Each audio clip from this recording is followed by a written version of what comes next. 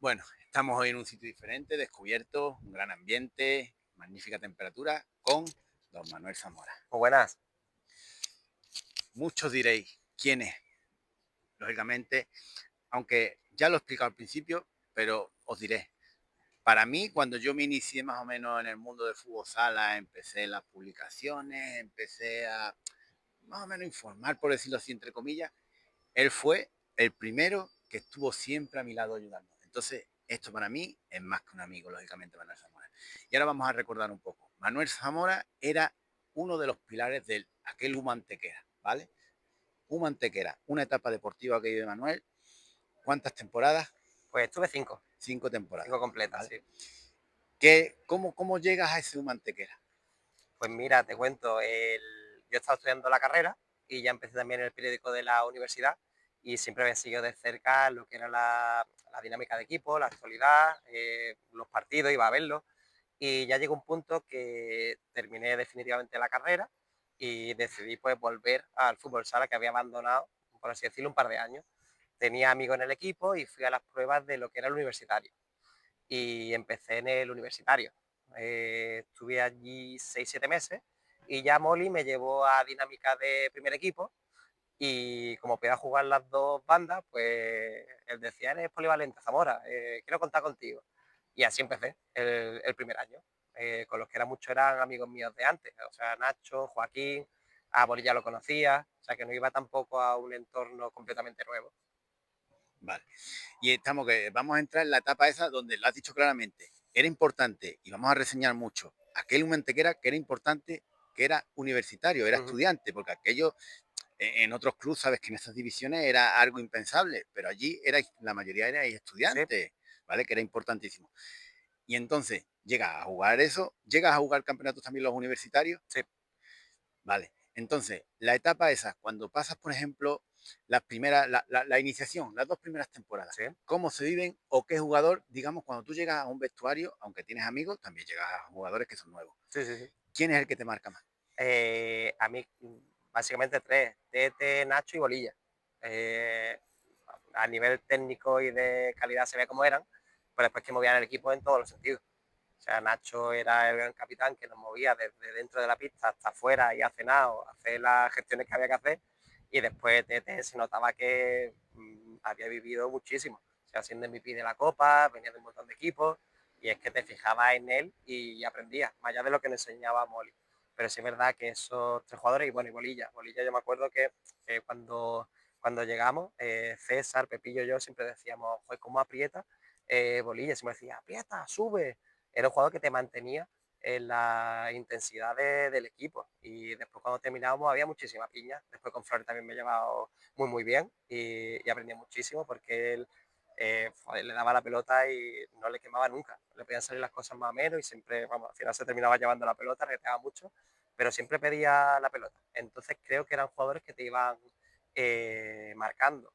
Después creo que ellos fueron los que más coincidían en el tiempo. A lo mejor de algunos jugadores que vinieron casi más, bueno, Crispy llegó al final o no coincidió tanto tiempo conmigo. Bueno, también Crispy al final, que se nota, es un jugador que ha sido profesional de esto y ha jugado. Así que eso. Y los jóvenes que ya te digo, yo entré con Pepillo y con César. Al final nos fijamos en los veteranos. Los veteranos. Mm, Y después, una cosa importante también, el técnico. ujú. Tú piensas, y lo estás viviendo ahora contigo Sí. personalmente, cómo trata a Molly a los jugadores, cómo hacía la piña a los jugadores, qué ambiente se vivía en ese Humantequera. Pues mira, la gestión del vestuario de Molly para mí era impecable. Era una persona que sabía llevar el equipo, que te presionaba cuando tenía que presionarte, te daba confianza. Y es verdad que él siempre se basaba mucho en la jerarquía y nos dejaba hablar con los veteranos y eran los que básicamente mandaban. Y a ver, nosotros, eso yo siempre decíamos que las interrupciones que nos hacía Molly eran las hostias. O sea, nos corregía. Me acuerdo que cuando llegamos no hacíamos mucho contraorientar, éramos muy jóvenes. Y nos decía, pero vosotros cómo lo hacéis contraorientado. Y nos puse ahí en una esquina a hacer contraorientado de un lado para otro. No sé, son detalles que al final se nota en un técnico de tantos años y a la vista está de que estar tanto tiempo en un equipo y siempre formar equipo, por así decirlo, no es fácil y él lo ha conseguido. detalle en las 5 temporadas, Ujú. allí en Antequera, Antequera, detalle o vivencias que te marcaron de verdad. A mí era la convivencia del día a día. O sea, todo lo pasado te diré que más que las victorias o llegar a playoff o cuartos semifinales de playoff o jugar copa, a mí era la vivencia, la vida era estar con mi amigos. Yo no me he considerado tampoco un profesional porque al final eres semiprofesional en segunda. Igual hoy en día se cobra algo más o no, pero al final está ahí por obviamente el fútbol sala porque era un apasionado, pero porque estabas con un vestuario bueno. Y yo me llevo eso incluso hoy en día en el que soy entrenador aquí en Gamarra, lo que les digo a los niños es que muchas veces más allá del resultado y de lo que conlleva un partido o las rachas, lo bueno es que disfruten los unos con los otros, que es lo que se lleva. Así que yo me llevo eso. O sea, los viajes que hacíamos, que encima eran viajes en avión, o sea, eran viajes bastante cómodos, hoteles buenos. Así que te diría que es. Y es importante, como estás refiriendo ahora, Uh -huh, el compañerismo que hay en el mismo equipo, de uh que -huh, no haya eso que hay en muchos equipos, esa figura que quiere uh sobresalir, -huh. esa persona que quiere el individualismo él solo y que solo piensa en él y no en el Sí. equipo. Sí, yo hoy en día lo veo. O sea, o sea, creo que algo que me lleva del fútbol semiprofesional es que el éxito de una plantilla de una temporada depende de la unión del vestuario, claramente. Y yo creo que allí, en la OMA cuando yo estaba, si había uno que hacía un mal partido o un par de rotaciones malas, llegaba al banquillo tal, se animaba. Y si hoy no era su día y era el día de otro, pues se animaba al otro que salía. Y creo que eso siempre ha pasado. Y hoy en día se lo digo mucho a los niños de 16, 17 años que estén preparados porque si hay un jugador con un rol de 25 minutos que no tiene su día, pues que tendrá que estar el otro para suplir esos minutos que tenía el jugador que en principio tiene más responsabilidad. Eso nos pasaba a nosotros, o por lo menos era mi percepción desde fuera. Incluso a mí mismo, yo había semanas que entrenaba a tope, digo, estoy imparable y después jugaba 6 7 minutos, no iba bien, o otras semanas que a lo mejor no entrenaba tan bien y mi primera rotación era la hostia y, joder, y jugaba. ¿Cuándo te consideras que empiezas a tener galones en ese equipo? Porque hay un Eh, momento ya que uh -huh, Zamora ya es alguien de la uh -huh, Humantequera, que es alguien de verdad que se respeta, que se dice sí, que viene Manuel Zamora. vamos, yo creo que al final es cuando va viniendo otros jugadores a la plantilla, porque al final o sea, tu rotación o tu rol es la que casi te da la veteranía. Nosotros llegamos allí, bueno, yo llegué y la plantilla sufrió muy poquitos cambios los 3 4 primeros años. ¿Eh? Ya en los dos últimos sí que vinieron Miguelillo y Oscar, por ejemplo, que después siguieron, pero hasta entonces, o sea, mi rol no cambió mucho, ¿eh? O sea, a nivel de eso, de peso de vestuario. Lo tenían otros, quizás ya te digo que fue por esa época. Ya el último año que jugué, que realmente no decidí no seguir en el fútbol sala al nivel en el que estaba por temas laborales, ahí quizás que sí que se fueron varios, Ale, Flores, Nacho, Bolilla, quizás ese sí, si hubiera seguido, hubiese sido un año en el que hubiese tenido un peso gordo, pero no, al final decidí no seguir Y es y importante eso que está diciendo. Es laboralmente, ¿vale? Porque en aquella época sabemos uh, que había que tener un trabajo, no se podía vivir de aquello. ¿Cómo se toma esa decisión de verdad? De decir, "Uf, tengo que dar ese paso y uh, tengo que dejar el equipo donde estoy ahí en segunda división, que eso no lo consigue cualquiera, seamos sinceros, hay muchísimos chavales sí, sí, que darían guantazo por estar ahí en ese sitio. Y tú lo tenías y de pronto tienes que dejarlo. ¿Cómo claro. se lleva eso? ¿Cómo se conlleva ese momento? Pues mira, a ver, fue complicado. Yo me acuerdo que ese verano me llamó Molly y nada, y me dijo, mira, Zamora, que contamos contigo tal, y mira, necesito hablar con vosotros porque es verdad que laboralmente los horarios no me van a permitir poder seguir. A mí era duro, pero sí es cierto que no se me hizo tan duro después, una vez que inicié el curso, porque lo que hice fue volver aquí a Gamarra y cogí pues un grupo que en aquella época eran alevines, alevín de primer año y creé el senior y ahí me quedé, o sea, el gusanillo me lo quité claramente. Encima se vinieron conmigo también a jugar muchos de mis amigos de cuando era chico, aquí a Gamarra, y no eché tanto de menos el fútbol sala. Y ya te digo que al final los compañeros que dejaron conmigo la UMA en ese año, nos seguimos viendo y no se me generó un vacío muy grande, muy escalón, hostia, he dejado el fútbol sala, sino que fue como un poco progresivo, ¿sabes? Así que no se me hizo muy duro, ¿eh? Vale. Hay que dejar claro que tú todavía sigues jugando, que nadie se piense que estás retirado, que Sí, estás hombre, fuera, él sigue 40 jugando. años, ¿eh? Por eso es que yo lo sé, que sigue jugando y me sigue ganando, que es lo peor de todo, y lo peor llevo, ¿vale? Pero entonces, ahora, este club donde está, ¿Vale? este equipo, estás en tercera división, que no es cualquier cosa, que no se Siempre consigue tampoco tan sacrificado. fácil. Y sabes que ahora, o yo considero que el nivel ha subido un poquito a lo que había antes en Ujú. tercera división o incluso en provinciales. Sí, sí. ¿Cómo se va conllevando eso de seguir siendo ese jugador en la tercera división?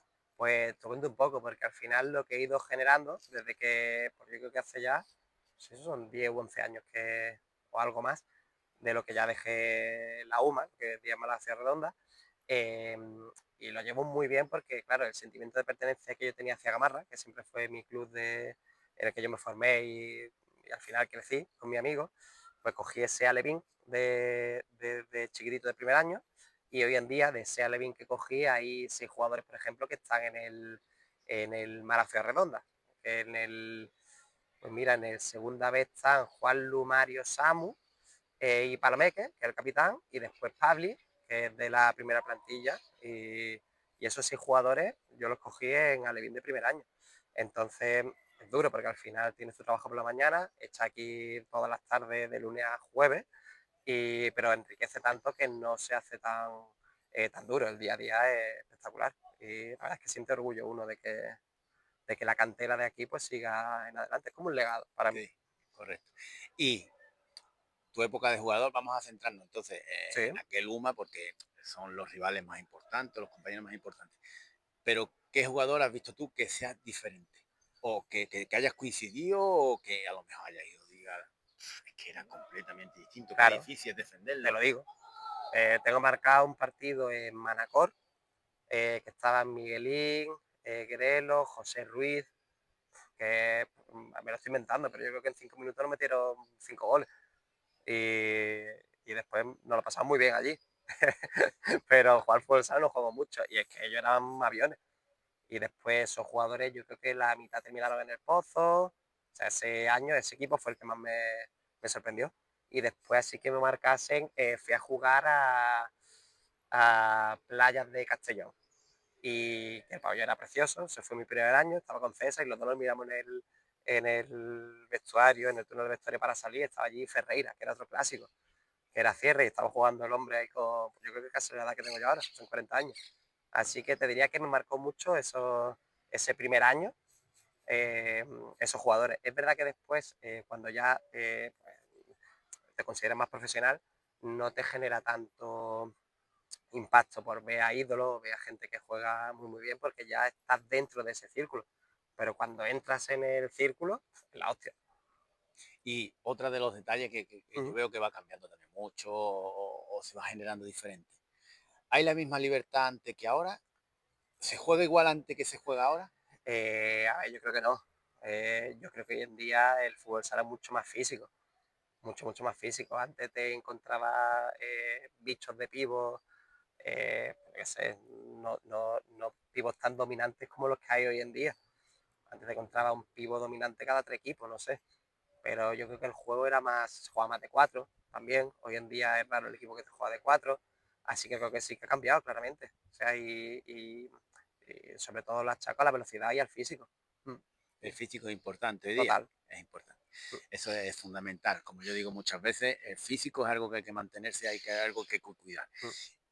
Otra de las facetas que yo creo importante, Sí, ¿vale? Que yo sé que es muy difícil para mucha gente. Haces deporte, pero sigues estudiando. sí, Eras estudiante sí, y sí. hacías deporte. Mucha gente no lo echan en cuenta, mucha gente se centra simplemente en el deporte y me olvido de los estudios. ¿Qué Sí. consideras sobre eso? A ver, te puedo hablar de mi caso. O sea, yo soy un caso claro de. Yo dejé el fútbol sala federal con 18, 19 años y volví pues con 21, 22, ¿vale? Por estudiar. Bueno, en ese año pues tuve mi sacrificio de estudiar la carrera y más cositas que me iban saliendo. Y después cuando volví a jugar al fútbol sala me di cuenta que había perdido tiempo, o sea que podía haberlo compatibilizado perfectamente. Y más mi carrera que tampoco era muy, muy exigente. Pero sí es cierto que en esa etapa universitaria, cuando llego a la universidad, hay mucha gente que lo deja. Y está ese espacio, ¿no? Es que ahora tengo que estudiar ahora, pero esa horita y media que creo que tú y yo antes hemos hablado, ¿no? Esa manera de desconectar 2, 3 días en semana es súper necesaria. Y yo animo a la gente, y de hecho cuando empecé en la UMA, yo seguí estudiando. Al final quería seguir siendo universitario, no solo para jugar los campeonatos, sino me facilitaban muchas cosas en aquella época. Y seguí formándome cada año, pues me matriculaba en algo y seguía estudiando. Así que yo animo a la gente porque se puede y te libera esa horita y media de estar con los compañeros. Ya no solo oye, el hecho de hacer deporte, no, sino de sociabilizar un poco y del tema del vestuario también se echa mucho de menos. Es importantísimo, ya lo estás escuchando, que no es algo que diga yo. Otra cosa importante, seamos sinceros, la edad se nota, la Sí, hombre, diferencia. Las lesiones, sí, ¿cómo se conlleva con las lesiones las cosas? Ya no es lo mismo cuando eres 20 años, ese choque, ahora claro. ya a tu edad, ese Sí. choque, ¿cómo lo llevas A más o menos esa ver, diferencia? mi caso particular es que yo me rompí el cruzado hace 2 años y no había tenido nunca ninguna lesión grave. O sea, había tenido igual un esguince y muscularmente tampoco. Pero al final me llegó con 37 años, ¿no? Prefiero que me llegue con 37 a que me hubiese lastrado un poquito más joven. Y es verdad que me queda el gusanillo de a lo mejor haber estado estos últimos años mejor. Por ejemplo, me operé, he hecho tratamiento conservador y oye, al final tuve la rodilla cada 2 semanas así fuerte.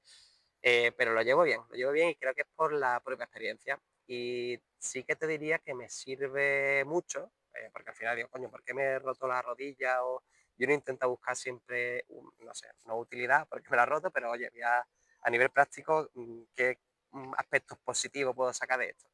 Y la cosa es que intento ayudar a los jugadores con los que convivo en sus lesiones y gente que se ha roto el cruzado, tanto aquí en Gamarra, que hemos tenido 2 casos en los últimos 3 años, como fuera.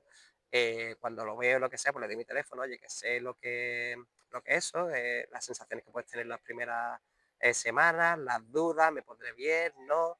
Intento también ofrecer la parte esta del tratamiento conservador, porque yo hoy en día juego en el tercera, es verdad que no estoy al 100%, pero oye, sigo jugando, ¿sabes? Entonces intento eso, acompañar a otros lesionados, gracias, entre comillas, a mi lesión. Vale. Entonces, con todo esto, ya estamos viendo la etapa, aunque muchos dirán que corta, no es que corta, ya estáis viendo todas las vivencias que nos está mostrando. Pero os emplazo porque habrá una segunda parte. La segunda parte donde ya entramos, donde entra de lleno, después de su etapa deportiva, de su etapa de semiprofesional, como ha dicho, a la etapa de coordinador y entrenador. Eso lo vais a ver en la segunda parte de este vídeo.